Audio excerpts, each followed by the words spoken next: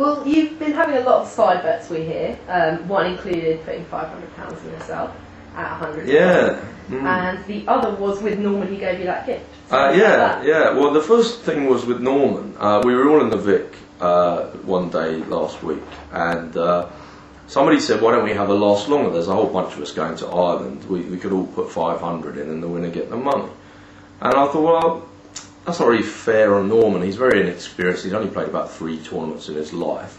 And, the person that suggested it was basically being a bit ruthless, really. I mean, we're all sort of pretending we're having fun in the Vic, but basically we're all trying to rip each other's eyes out. And they only suggested it because they know that Norman is unlikely to win the bet. He's not as experienced as we are, and his 500 is not really worth very much in this bet. So I thought, well, rather than this shark get hold of any of Norman's money, I'll just draw up a list of 10 people that are going to play in the tournament and see if anyone wants to have a bet on it, and then they can have odds that are more sort of commensurate to their chance of winning the tournament. But I did know that Norman would have a bet. I mean, it's obvious Norman's going to have a bet. He loves gambling, he loves poker, he's going to the tournament, and he was very excited at being involved. He likes being part of the group, and we were all getting involved, so he's going to want to get involved. And he's a wealthy man, and he likes to gamble, so he's going to have a big bet. So I put the prices, and there were a lot of people. I made a group of 10. It was like Roland and myself, and the Grosvenor Poker Tour champion Mike Ellis, and legendary Bambus, who's a great player, and Joe Grech, who won lots of tournaments, and Rory Liffey, who's obviously got a good record in Ireland. And, so it was a pretty hard group to win. John Duthie, John Dwyer, and myself. So I didn't really think Norman could win it. In my mind, I thought he's probably 100 to 1. I mean, it can happen. It's fluky things can happen in poker tournaments. I didn't want to insult him by offering him 100 to 1 when the other players were sort of 6 to 1 and stuff. So I put up 12 to 1. I thought, well, if he has a bet, then it's good value for me, and he's not embarrassed by being a lot bigger than everyone else. Anyway, he said, well, I want to have a bet, but I don't want to take 12 to 1, and he haggled with me, and he managed to haggle me up to 18 to 1. He should have tried a bit harder. I would have probably laid him 33 to 1. Anyway, he threw over 1,000 and said, I'll have 1,000 at 18 to 1, which I just thought was just brilliant, £3,000. How easy is that? And I put it in my pocket, didn't think anything of it. Until I had 17,000 chips halfway through Saturday, and Norman came over and told me that he'd just doubled up and now he'd got 120,000, and he thought that Mike Ellis was out now and Roland only had 2 big blinds left. It was about then when I started to think that might not have been my smartest ever day's work. Anyway, it was Norman and I were left, and for the last 3 hours on the Saturday, we were on adjacent tables, and he just kept coming over and looking at my cards and telling me how many chips he had and how he wasn't going to play any more hands now until he'd won the bet and whatever, because he had a lot more chips than me. I started gambling. I mean, I was trying to win the tournament. I'm gambling to win the tournament. I think I pushed him with ace queen suited under the gun with 9 big blinds. A guy called me with ace king, and it came a queen knife flop, and I won that one. Norman then, on the other table, decided to make a massive bluff where he pushed it on the flop with 5-6 offsuit on a flop of 4 queen ace, and he moved all in, and the guy passed king queen, and Norman showed his bluff. So he wasn't letting the bet affect him, I don't think, but it was definitely affecting me. So we ended up having a settlement. I paid him a small amount, and it wasn't that small, but he was happy, and it meant that we could both concentrate on just winning the tournament and not have to think about outlasting. And also, he's a really nice guy. I really like him, and I didn't want to sit there. There was a hand where he had kings, and the other guy had ace-8. And I'm sitting there thinking, I hope an ace comes, because I don't want to have to give him £19,000. But really, Norman's one of my favourite people. I'm really hoping the kings win. As it happens, an ace came, and then he made a flush with the kings. And I was sitting there going, why did he make the flush? Oh, that's so annoying. But actually, I would have really liked to have been cheering him. So I actually was quite happy to pay him, really. The other bets were amazing as well. I mean, Paddy Power, they're a brilliant sponsor. I mean, you have to take your hat off to them. I mean, I've been a professional gambler in terms of sports betting and horse betting for most of my life. And poker's, from time to time, it's been my profession and it's been my main source of income. And then other times, when the games are not, when the Omaha games were great in London, poker was my main thing.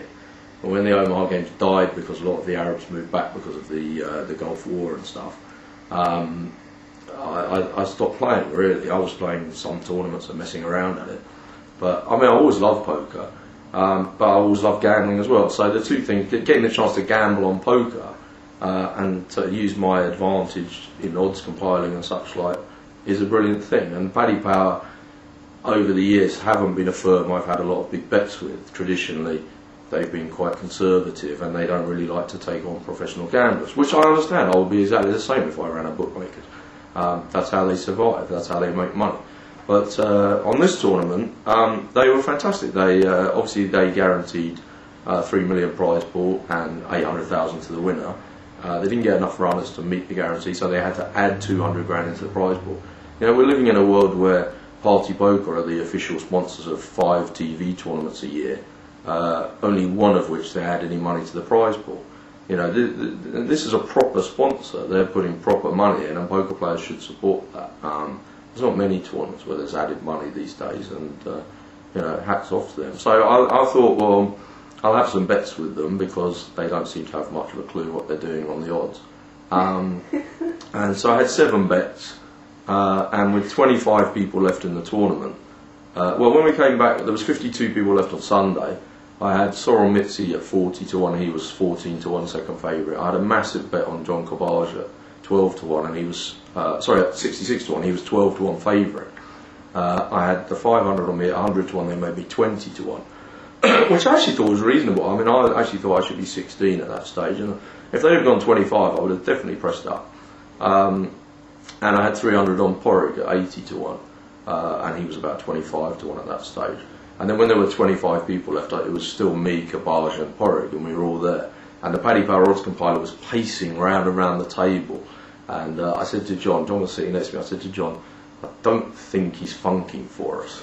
And he kept looking at us and he kept asking me how many chips I had. And every time I told him it was more and more and more, and I was growing and growing. And he just looked really green around the gills. And then when I got presented with the trophy, they gave me the huge novelty comedy check. And then Paddy Power rushed over. Paddy Power himself, I've never met him before, I've seen him on TV, I knew who it was. And it's Irish Grand National Day at Fairy House, which is quite near to Dublin. And so he'd been at the Grand National making a book, and he'd rushed straight from the Grand National to present the prize. They'd obviously called him and said, this thing's not going to last much longer, you better get over here. So he'd rushed like mad to get there, and he said to me, I've been at the races all day. And of course I used to be a racecourse bookmaker, so I know all about that. So we had a bit of chat about that.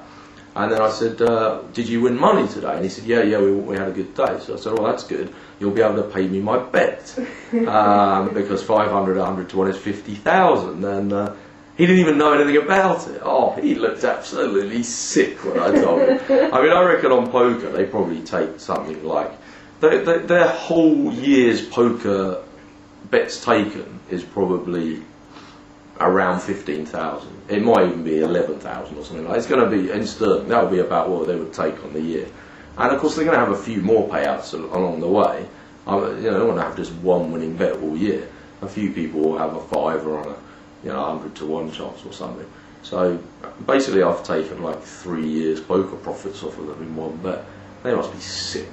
But I had a few other bets as well. I was betting. I had like match bets on people, and yeah, it was at one stage it was quite complicated. There was 200 people left. I must have had bets involving about 30 of them, and like the bloggers that are updating for the sites, there's one guy, Chris, that works for Blonde Poker, a very nice guy, and I sort of gave him a list of the people I was interested in for my bets and told him to keep an eye on them. He was coming back reporting to me and saying, oh, good news, so-and-so's just got out, and I was like, yes. And it's good to have all that kind of, I don't find it distracting, because I think like a lot of the time in poker tournaments you're just sitting there being quite bored anyway.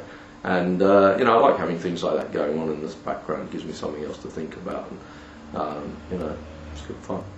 But it's quite lucrative as well.